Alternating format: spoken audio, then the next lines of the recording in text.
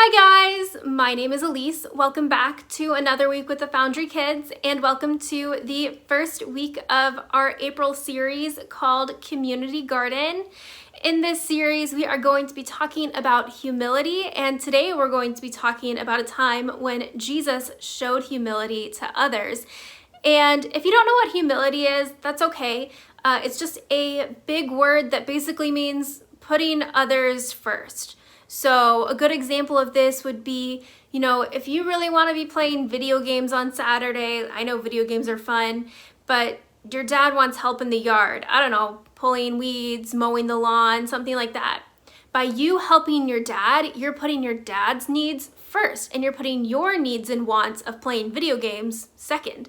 And that is what the Bible tells us to do. It tells us to put others' needs before our needs. So, before we learn more about that, we're going to stand up and sing a song.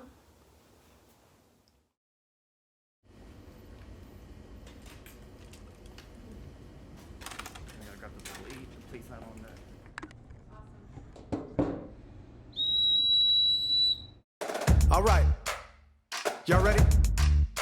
Here we go. I think it's time to change my mind from only thinking me, myself, and I, laying down my pride. Gonna put somebody else at number one this time. Don't wanna be in a world where it's all about me. I'll take second to whoever is around me. I'm giving up my number one position. We all belong at number one together. Laying down myself, shine the light on someone else. I'm giving it all for you. 'Cause we all belong at number one together. Here we go. Come on. We can change the world when we learn to share and put each other first. So I put aside myself, make it less of me and more of someone else. Don't wanna be in a world where it's all about me. I'll take second to whoever is around me. I'm giving up my number one position. We all belong at number one together. Laying down myself, shine the light on someone else. I'm giving it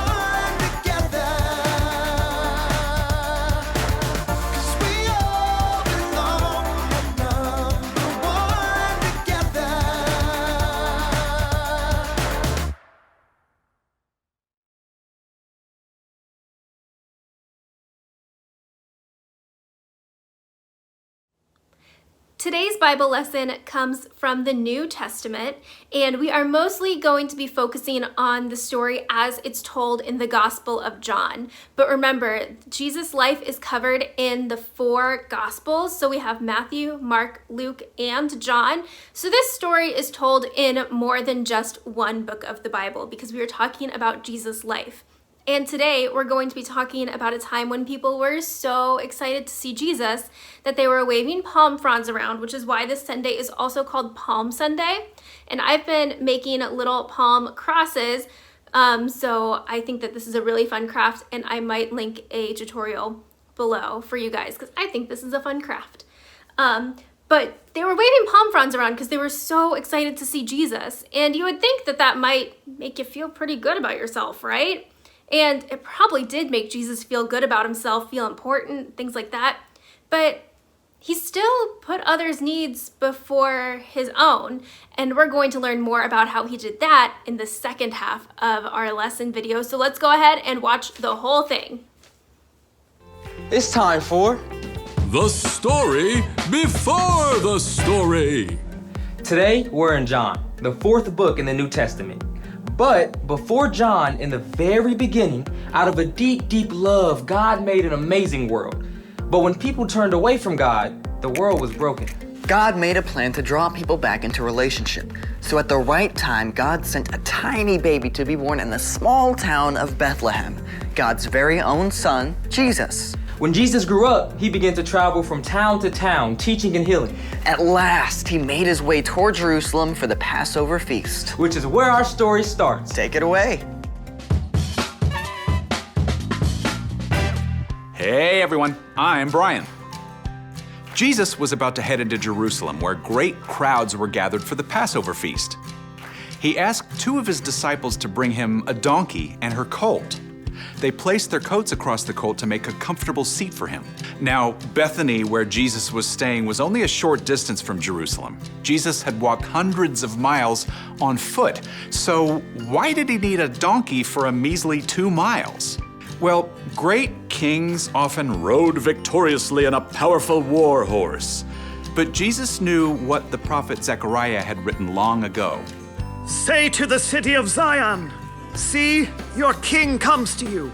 He is gentle and riding on a donkey.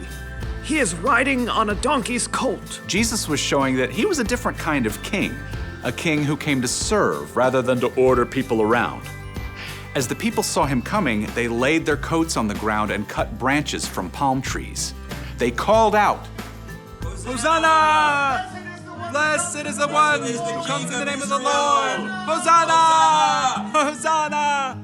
News about Jesus and the amazing things he had done spread all through the city of Jerusalem. But the religious leaders had been looking for a way to get rid of him and saw their chance. Jesus knew the plans of the religious leaders. He knew the time had come for him to give up his life. But first he had a special message for his closest friends. As they ate the Passover meal together, Jesus stood up. He took off his outer robe and wrapped a towel around his waist. Then he poured water into a bowl and knelt down to wash his disciples' feet. The disciples must have been surprised, to say the least. Washing feet was a dirty job saved for the lowliest servant. Yet Jesus, who had just been hailed as a king, was washing their feet. When Jesus reached Peter, though, Peter put up a protest. Lord, are you going to wash my feet? You don't realize now what I am doing, but later you will understand. When Jesus finished washing their feet, he put on his outer robe and took his seat again. I, your Lord and teacher, have washed your feet, so you also should wash one another's feet. I have given you an example. You should do as I have done for you. Now you know these things, so you will be blessed if you do them. Jesus, God's very own Son, chose to take on the role of a humble servant, and he asked his followers to do the same. The end. Honestly, the washing feet part kind of weirds me out. Yeah, it does seem kind of odd to us now, but with walking dusty, dirty roads, washing feet when you arrived at somebody's home was super important. Yeah, but Jesus didn't actually mean for us to go around taking off people's shoes and washing their feet. right? Well, that's just one way Jesus put others first.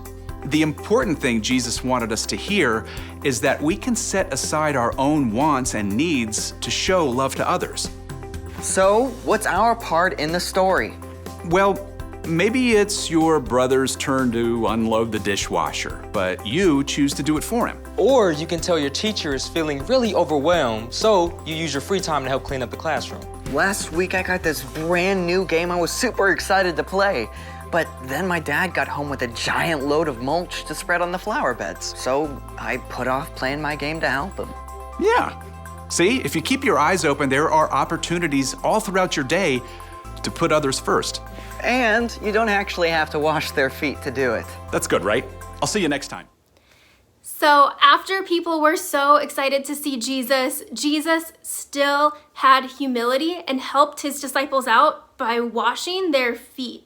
Which, yeah, that takes some humility to do because feet are kind of gross sometimes. I don't know. So Jesus showed humility by helping his disciples.